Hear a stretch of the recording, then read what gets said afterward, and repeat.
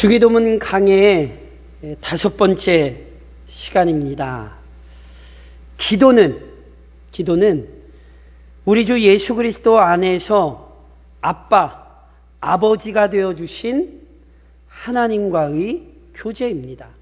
그런즉 하나님을 아버지로, 아빠로 모시지 못한 자는 진정한 의미에서의 기도를 할 수 없습니다. 아무리 대단한 열심과 정성을 바치고 최고의 노력을 기울인다 해도 오직 그리스도 안에서 아버지가 되어주신 하나님 앞에 간구하는 것이 아니라면 그 모든 행위는 우상숭배의 한 방식일 뿐이지 참된 의미에서의 기도는 아닙니다.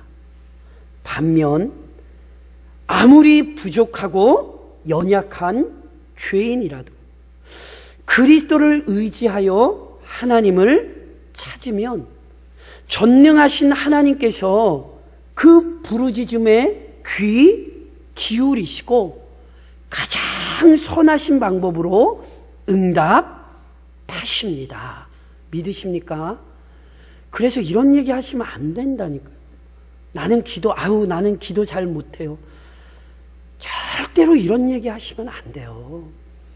이러면 그리스도의 이름을 부인하는 것이고 그리스도 안에서 우리에게 주어진 축복을 거부하시는 거예요.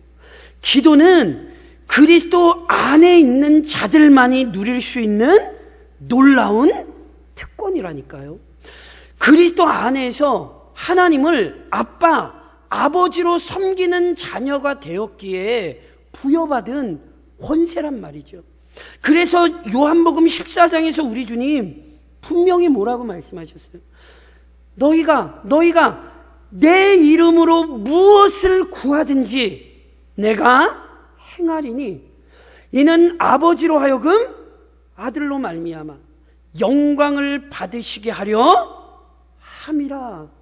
누구든지 그리스도의 이름을 의지하여 하나님 앞에 구할 수 있습니다. 그리고 그리스도의 이름 안에서 하나님께서 우리에게 응답하십니다. 이게 성경의 가르침이에요. 그렇기에 진실한 그리스도인이라면 기도합니다. 더 정확히 말하면 기도할 수밖에 없습니다. 그러니 이 주기도문을 연구하시며 참으로 능력 있는 기도의 생활을 다시금 회복하시기를 우리로 하여금 기독케 하신 주님의 이름으로 권면드립니다. 물론 기도할 때 아빠이신 하나님께 구하는 내용이 합당해야 되죠. 저랑 첫 시간에 하셨던 거 기억하실지 모르겠어요. 마치 유대인이 사람에게 보이려 했던 것처럼 그 내용이 자기 자랑이나 과시여선 안 되죠. 마치 이방인들이 자기 욕망을 성취하기 위해 우상에게 열심을 내듯이 고작 자기 욕망과 정욕을 만족시키기 위한 내용으로만 기도하시면 안 되는 거예요. 그래서 그리스도께서 주기도문을 통해 무엇을 구해야 하는지를 알려주시잖아요. 기도의 내용은 먼저 그의 나라와 그의 의를 구하는 것이어야 합니다. 하나님의 영광을 먼저 구하는 기도, 이것이 올바른 기도입니다. 그래서 앞서 하나님의 영광을 구하는 것과 관련된 두 가지의 기도 내용을 저랑 살펴보셨어요. 첫 번째는 하나님의 이름이 거룩히 여김을 받으시는 것입니다. 우리는 하나님의 이름이 나타내는 바, 하나님 자신이 온 세상에서 홀로 영광 받으시고 만물이 오직 하나님의 영광을 찬양하는 날을 소망해야 마땅합니다. 이게 첫 번째 간구예요. 두 번째 간구는 하나님의 나라가 임하기를 구하는 것이었죠. 나라가 임하시오며 우리는 온 세상의 창조주요 통치자이신 하나님의 권세가 이 땅에 온전히 나타나고 오직 하나님의 능력만이 온 세상에 충만히 드러나는 날을 소망해야 마땅해요. 이것이 우리의 기도예요. 오늘은 이제 세 번째 간구를 살펴보시는 거예요. 뜻이 하늘에서 이루어진 것 같이 땅에서도 이루어지이다.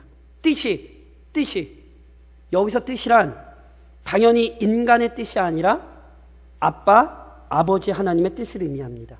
그런즉 본 간구는 하나님의 뜻이 온 세상 안에 그대로 이루어지기를 열망하는 거거든요. 그러니까 다시 설명드리면 이런 거예요. 그리스도인들, 우리는 하나님께서 홀로 영광 받으시고 그분의 통치가 온전히 실현되는 것과 함께 그분의 뜻이 온 세상 안에 충만히 이루어지기를 간구해야 합니다. 이것이 우리의 기도여야 합니다. 그래서 오늘 이 내용을 살펴보는데, 그렇다면 이 간구가 구체적으로 가르치는 내용이 무엇일까요? 우선 이제 본문을 이해하시려면요, 하나님의 뜻이 의미하는 내용을 아셔야 돼요. 본 간구가 뭐예요? 하나님의 뜻이 성취되기를 구하는 거잖아요. 그렇다면 우리가 성취되기를 구해야 하는 하나님의 뜻이 도대체 어떤 것입니까? 이것과 관련하여 신명기 29장 29절에 아주 중요한 말씀이 있어요. 감추어진 일은 우리 하나님 여호와께 속하였거니와 나타난 일은 영원히 우리와 우리 자손에게 속하였나니 이는 우리에게 이 율법의 모든 말씀을 행하게 하심이니라. 지금 제가 읽어드리면 이 신명기 29장 29절에 보면요, 하나님의 뜻은 크게 두 가지로 나눌 수 있어요. 감추어진 일과 나타난 일. 다시 설명드리면 감추어진 뜻과 나타난 뜻으로 구분할 수 있어요. 감추어진 뜻이란 유일한 통치자 하나님께서 만물에 관해 세우신 포괄적 계획을 의미합니다. 만물을 창조하신 하나님께서는 만물의 유지와 운영, 심판에 대한 모든 계획을 세우셨고 지금도 그 계획을 이루시기 위해 역사 속에 개입하시고 지금도 일하십니다. 믿으십니까? 근데 이처럼 이러한 하나님의 뜻과 또 그 계획을 이루어 가시는 섭리를 모세가 감추어진 뜻이라 부른 이유는 이 뜻에 관한 구체적인 내용을 인간은 이해하거나 깨달을 수 없는 부분이 있기 때문입니다. 그래서 아까 읽어드린 구절에서 모세가 감추어진 뜻이 우리 하나님 여호와께 속하였다 이렇게 고백하는 거예요. 즉 친히 계획하시고 그것을 성취하신 하나님만이 아시는 그분의 뜻과 계획이 있습니다. 예를 좀 들어드릴게요. 하나님께서 사탄에게 욥을 내주셨죠. 그래서 실제로 욥이 큰 고난을 받습니다. 근데 이때 욥은 천상회의에서 하나님과 사탄 사이에 벌어졌던 일 압니까 모릅니까? 전혀 몰랐습니다. 그래서 욥이 고난받을 때 왜 이런 일이 벌어졌는지를 알 수 없어서 크게 곤혹스러워했어요. 그를 위로하기 위해 찾아왔던 친구들은요, 아주 냉담하게 욥의 죄 때문이라고 책망했죠. 야, 욥, 너 죄 졌으니까 너 지금 이런 고생 당하는 거야. 욥의 친구들은 이렇게 책망했어요. 하지만 욥은 친구들이 지적한 죄악을 행하지 않았다는 사실을 누구보다 더 잘 알잖아요. 그러니까 더 억울하고 더 힘들었던 거예요. 무엇보다 욥을 고통스럽게 했던 것은 하나님의 침묵입니다. 하나님의 침묵. 이 모든 일이 하나님으로부터 시작된 것이 분명한데 이에 대해 하나님께서 아무 말씀도 안 하셨거든요. 그래서 욥기를 잘 좀 그래도 아시는 분들은 욥기를 보시면 욥이 토로하는 게 다 뭐예요?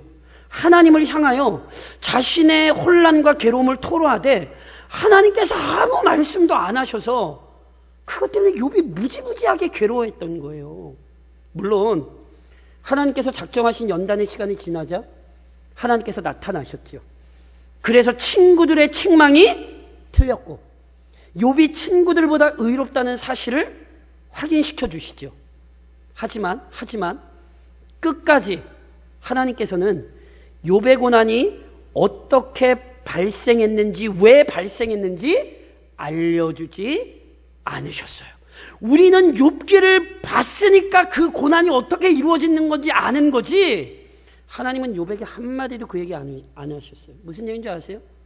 이렇듯 하나님께서 감추시고 드러내지 않으시기에 알 수 없는 그분의 뜻과 그분의 행하심이 존재해요. 지금도 마찬가지예요. 코로나19를 통해 온 인류를 연단하시는 이유, 우리 중 아무도 몰라요. 왜 하나님께서 코로나19 속에서 이 땅의 교회들을 이렇게 오랜 시간 괴로움 속에 두시는지 우리 중에 아무도 모른다니까요.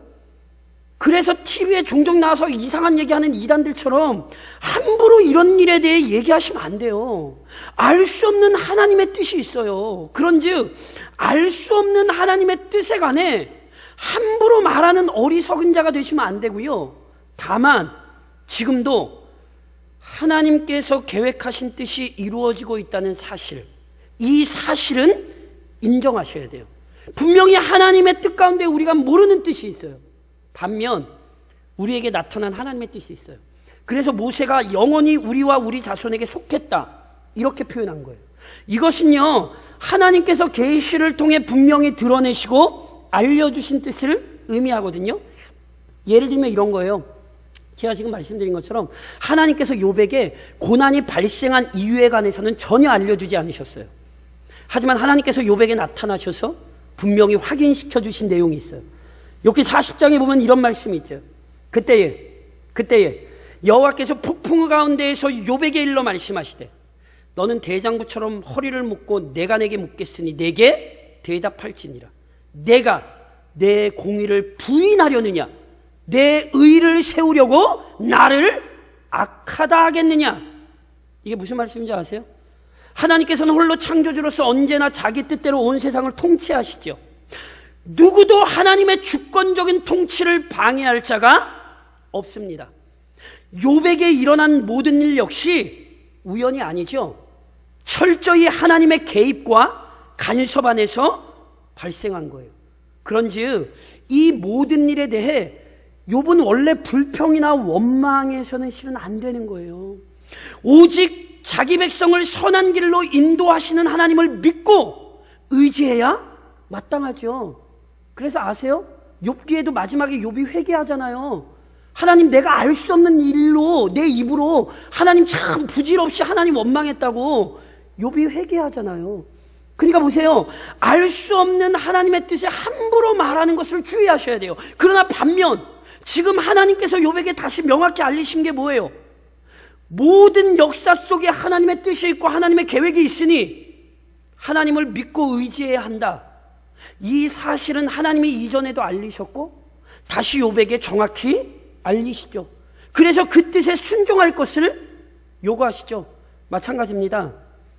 오늘 우리에게도 명확히 드러난 하나님의 뜻이 있습니다. 그게 무엇입니까? 우리가 가지고 있는 66권 성경 말씀입니다.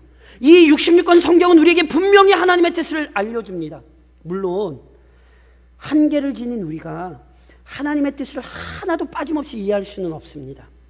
하지만 성경이 있으니 오늘을 사는 데 필요한 올바른 하나님의 뜻을 분별할 수는 있습니다.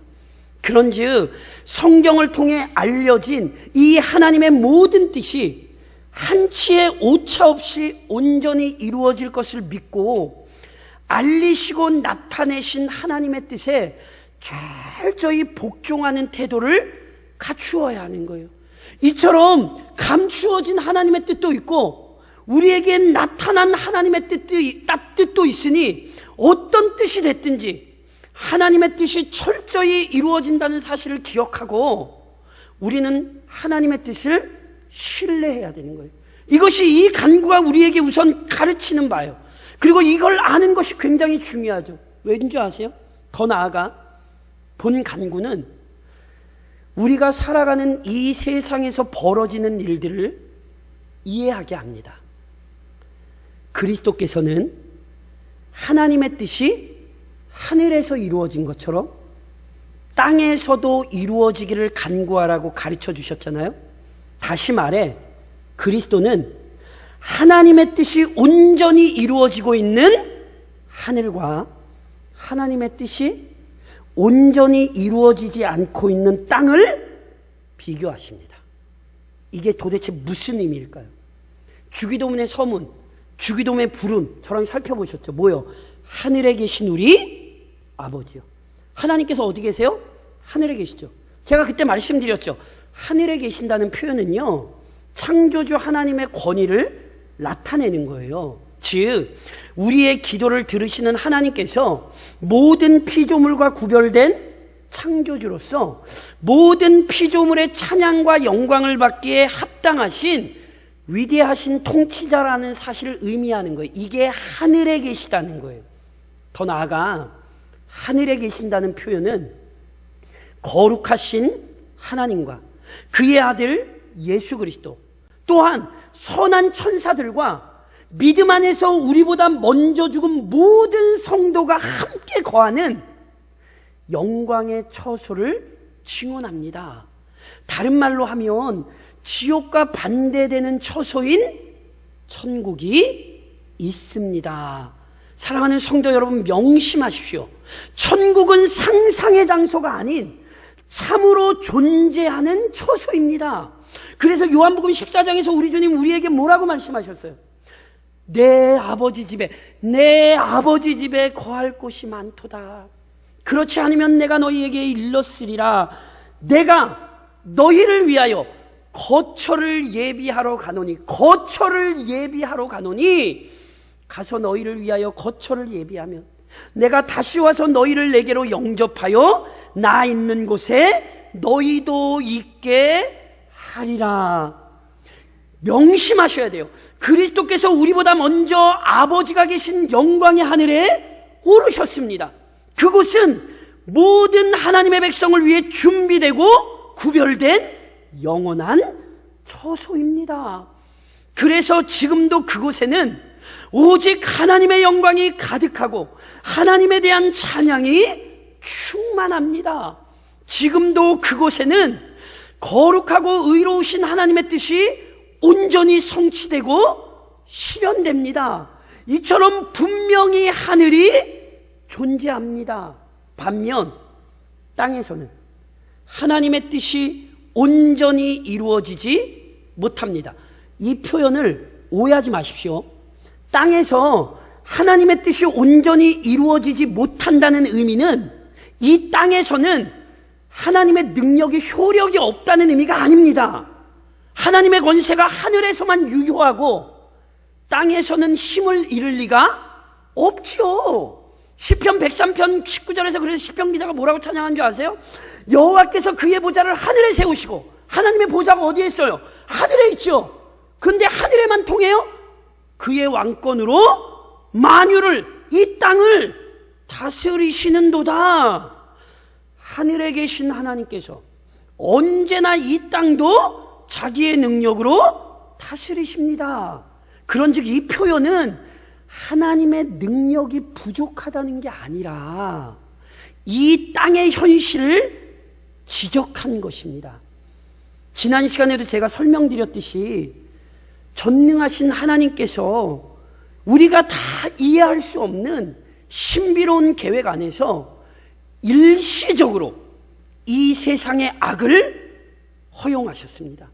그래서 사탄이 하나님께서 허락하신 한에서 욥을 괴롭게 할 수 있었잖아요. 제가 오늘 오전에도 저희 청소년부 아이들 줌으로 온라인으로 성경 공부할 때 무슨 얘기한 줄 아세요? 특별히 명절, 설 명절 같은 때 앞두고 우상이 드글드글대고 사탄이 더 강력하게 역사하는 때니까 이번 한 주간 영적으로 철저히 깨어 있어야 된다고 제가 오늘 오전에 청소년부 아이들에게 그거 가르쳤어요. 명심하세요. 사탄이 지금도 우리 괴롭혀요. 이거 잊으시면 안 된다니까요. 악한 자들이 형통하고 의로운 자들이 고통받는 일들이 지금 계속해서 일어나죠. 악인이 하나님의 영광을 대적하고 하나님의 백성을 억압하는 일들이 이 땅에서 발생해요. 그러니까 이 땅에서는 일시적으로 하나님의 뜻을 거스르는 일들이 벌어지고 있어요. 그러니까 이런 의미에서 땅에서는 하나님의 뜻이 온전히 이루어지지 않는다고 지금 표현한 거예요. 그런즉 그리스도께서 이 간구를 통해 이 세상의 혼란스러운 현실을 아주 정확히 드러내시는 거죠.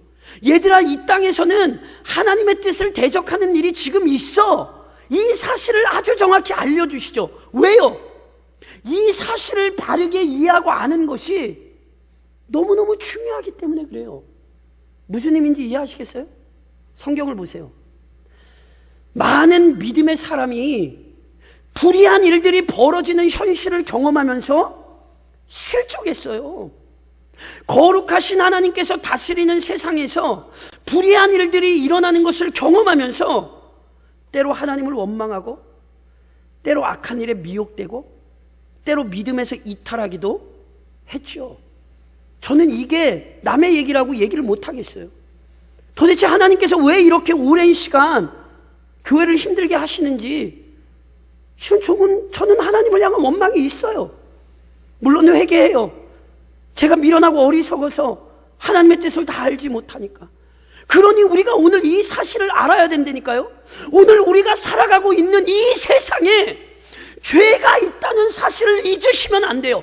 이 세상은 완전하지 않아요. 우리가 소망하는 세상은 죄가 많은 이 세상이 아니에요.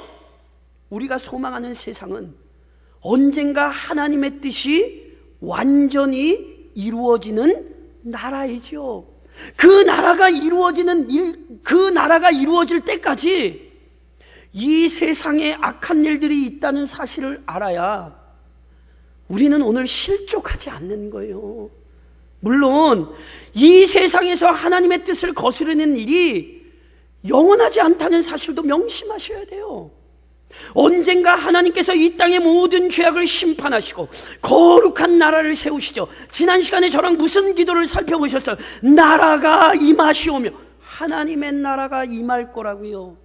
이 모든 계획을 성경을 통해 우리에게 알려주셨지요. 이 결말을 이미 선포하셨습니다.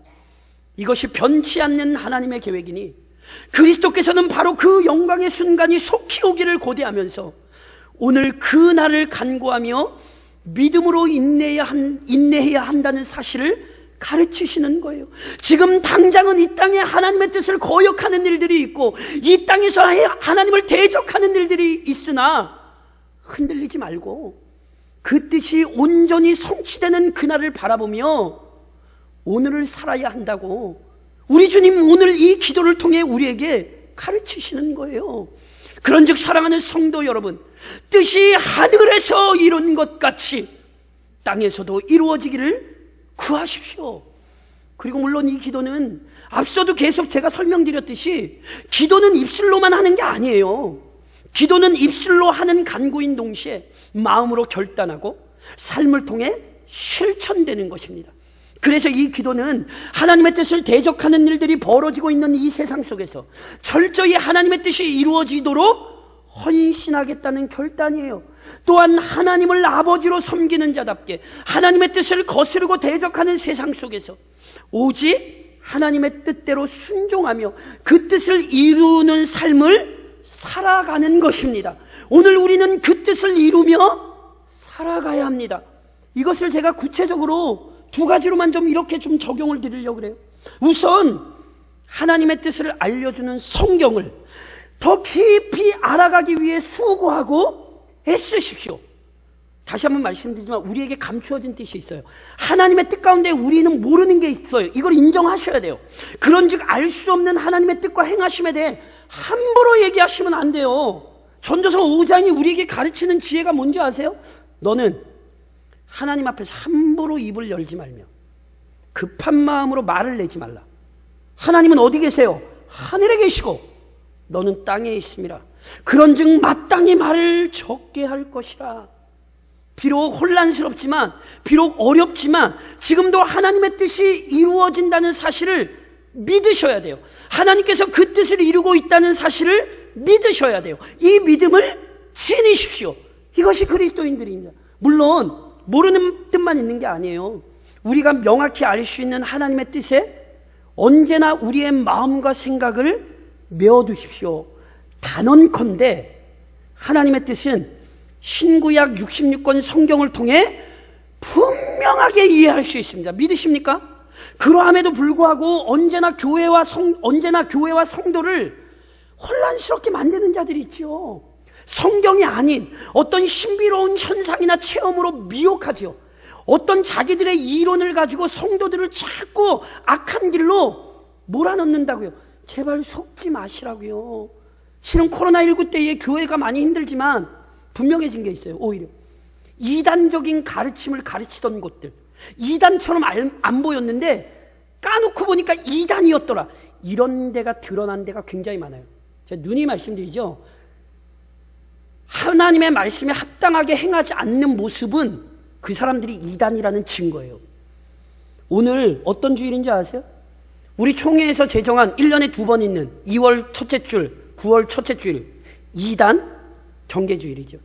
철저히 하나님의 뜻을 바르게 알고 싶다면 성경을 연구하십시오. 하나님 말씀 외에 진리가 없다는 사실을 명심하고 계속하여 말씀을 배우십시오.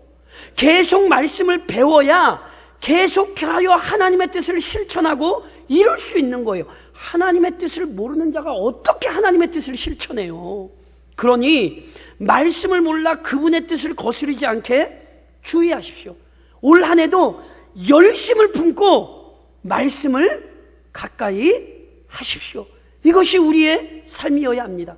더 나아가 동시에 바르게 분별한 하나님의 뜻을 각자의 삶 속에서 실천하십시오. 지난주에 우리 조국교회에게 큰 충격을 주는 여론조사 결과가 좀 발표가 됐어요. 기억하실지 모르겠어요. 제가 작년이에요. 벌써 작년에 제가 십계명 강의할 때, 십계명 강의 첫 번째 시간 할 때 제가 기윤실이 목회 데이터 연구소에 의뢰하여 발표한 설문조사를 알려드렸었어요. 그러니까 그때가 신천지 사태가 막 터지기 전이거든요. 그러니까 그때 우리나라 국민 1000명에게 물은 결과 중에 어찌됐건 교회를 신뢰하느냐라고 물을 때 뭐 많이 하건 적게 하건 그래도 어찌됐건 교회를 신뢰한다는 견해가 32%였거든요. 근데 딱 1년 지난달 올해 1월 똑같은 데서 목회 데이터 연구소에서 똑같이 조사를 했거든요. 근데 1년 만에 몇 프로가 나왔는지 아세요? 32%에서 21%로 떨어졌어요. 특히나 절대로 교회를 신뢰 못한다는 견해가 무려 76%가 나왔어요. 그러니까 대한민국 사람 10명 중에 지금 7명, 8명은 물으면 교회 절대로 신뢰 안 한다는 거예요. 제가 말씀드렸죠. 코로나19로 인해 교회가 처한 어려움을 3중고라고 표현을 해요. 교인 감소, 재정 악화, 그리고 하나가 지금 말씀드린 교회 신뢰도 추락이에요. 교회에 대한 신뢰가 아주 바닥을 내리치고 있어요. 왜요? 이해를 못하겠다는 거예요. 교회 하는 일이. 그래서 지금 조국교회에 필요한 게 뭔지 아세요? 하나님의 뜻을 이루어야 돼요. 하나님의 뜻이 이루어지기를 기도할 뿐 아니라 우리가 지금 하나님의 뜻을 철저히 실천하는 게 지금 이게 교회의 너무너무 중요한 사명이라는 사실을 기억해야 돼요. 그럼 도대체 하나님의 뜻을 실천하는 게 뭔데요? 제가 간략하게 3개를 말씀드리려고 해요. 첫 번째, 성경이 명확히 가르치는 하나님의 뜻에 철저히 순종하셔야 돼요. 무슨 말씀이냐면 성경에서 하라 그러는 거 하고 성경에서 하지 말라는 거 안 해야 돼요. 이게 지금 제일 중요해요. 디모데후서 3장 16절로 17절의 말씀 아시죠? 모든 성경은 하나님의 감동으로 된 것으로 교훈과 책망과 바르게 함과 의로 교육하기에 유익하니 이는 하나님의 사람으로 온전하게 하며 모든 선한 일을 행할 능력을 갖추게 하려 함이라. 교회는 딴 거 없어요. 말씀이 하라 그러면 하고 하지 말라 그러면 말아야 돼요. 이걸 빨리 한국교회가 실천을 해야 돼요. 그래야 하나님의 영광을 나타낼 수 있어요. 우리가 먼저 하나님이 하라는 것 하고 하나님이 하지 말라는 것 안 하는 그 믿음의 성도들이 되시길 좀 우리 주님의 이름으로 축원합니다. 둘째, 뭐 하셔야 되냐면요, 공동체의 도덕과 윤리에 합당하게 행동하셔야 돼요. 이게 무슨 얘기냐면, 하나님께서 이 땅의 죄악을 하나님이 억누르시기 위해 구원의 은혜도 주시지만, 저희가 보통 일반 은총이라 얘기하는데 그 일반 은총이 뭐냐면 도덕과 윤리예요. 비록 구원받지 않았다 할지라도 하나님께서 사람의 안에 양심을 두시고 도덕과 윤리라는 기준을 두셔서 이 세상 사람들이 악을 떠나게 하신단 말이에요. 그래서 한마디로 쉽게 설명드리면 그리스도인들은 상식에 맞게 행동을 해야 돼요. 베드로전서 2장이 우리에게 뭘 가르치는지 아세요? 너희가 이방인 중에서 행실을 선하게 가져. 행실을 선하게 가지라는 건 도덕과 윤리에 합하게 행동하라는 거예요. 행실을 선하게 가져 너희를 악행한다고 하는 비방한다는 자들로 하여금 너희 선한 일을 보고 오시는 날에 하나님께 영광을 돌리게 하려 함이라. 교회가요, 세상 사람들이 보기에 합당하게 행동을 해야 돼요. 그런데 이번 주에도 이상한 선교단체와 연관되어 확진이 됐던 광주의 그 담임 목사가 확진이 됐는데, 확진이 되면 치료소에 들어가야 되는데 5일씩이나 안 버티겠다고 버티다가 무슨 개인실을 달라는 둥 고발이 들어가니까 사회에 굉장히 미안한 마음을 갖춰야 되는데 전혀 상식적이지 않게 행동을 하는 거예요. 한국교회 아주 유명한 교회가 지난주 수요일날 전혀 비상식적인, 과학적으로도 검증도 안 된 코로나를 막아주는 카드를 교인들에게 나눠주겠다 그랬다가 비난 여론이 일자 죄송하다고 걷었죠. 그러니까 이게 사람들이 보기에 도대체 교회가 상식이 없는 거예요. 상식이. 하나님께서 죄를 억제하게 해주신 일반 은총의 산물로서의 도덕과 윤리를 교회가 인정을 안 하는 거예요. 마음대로 행동하는 거예요. 이러시면 안 돼요. 사람들이 보기에 합당하게 행동하셔야 된다고요. 하나님의 뜻에 따를 뿐 아니라 사람들이 보기에도 상식적으로 행동해야 돼. 이게 하나님 뜻이에요. 또 하나 아주 중요한 하나님의 뜻이 있어요. 나 자신의 유익만이 아니라 타인에게 유익하도록 행동하는 거예요. 바울이 고린도전서 10장에서 우리에게 이렇게 가르치죠. 모든 것이 가하나 모든 것이 유익한 것이 아니요, 모든 것이 가하나 모든 것이 덕을 세우는 것은 아니니 누구든지 자기의 유익을 구하지 말고 남의 유익을 구하라. 무슨 얘기인지 아세요? 나 그리스도인이니까 맘대로 할 수 있어. 내 맘대로 하는 사람들이 그리스도인들이 아니에요. 그리스도인들은 어떻게 행동하는 사람이에요? 이것이 다른 사람에게 덕이 되겠는가? 이것이 다른 사람에게 유익하겠는가? 하나님의 뜻을 구할 뿐 아니라 우리와 함께 살아가는 사람들에게 이게 덕이 되고 유익하겠는가? 이것을 생각하고 판단하여 유익하게 행하는 사람들이라고요. 오늘 우리가 지금 이 삶을 속히 회복해야 돼요.